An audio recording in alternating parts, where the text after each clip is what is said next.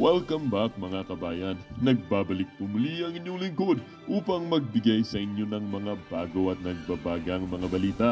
Good news mga kabayan, tambalos-los na contempt na ng Senado dahil umano sa pag-insulto niya kay Super Ate Senator Amy Marcos dahil umano sa kadahilan ng merong isang organisasyon na matagal na or 20 years nang hindi gumagana pero may kasali or may pirma sa tinatawag nating People's Initiative.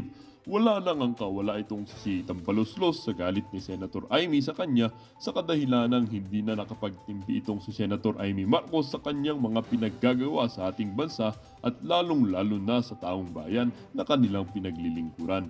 Maraming salamat Senator Amy at sinagot ninyo ang panawagan ng taong bayan na ikulong itong Tambaluslos na ito at sana po ay huwag ninyong hahayaan na makapagpiyansa ang inutil na ito at nang mabulok sa kulungan.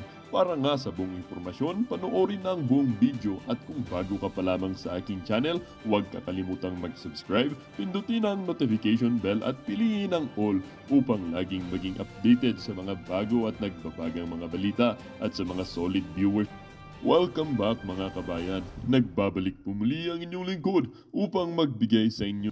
Ang isyong ito ay naging usap-usapin din sa mundo ng social media.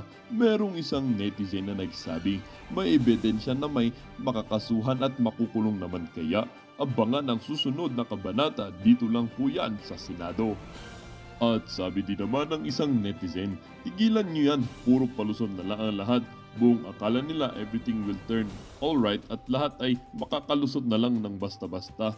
Tigil na yung hearing, total buong buo na ang aming isip kung sino ang punot dulo sa pirma. Thank you Senator Amy at napakaganda ng iyong nagawa para sa bayan. At sabi din naman ng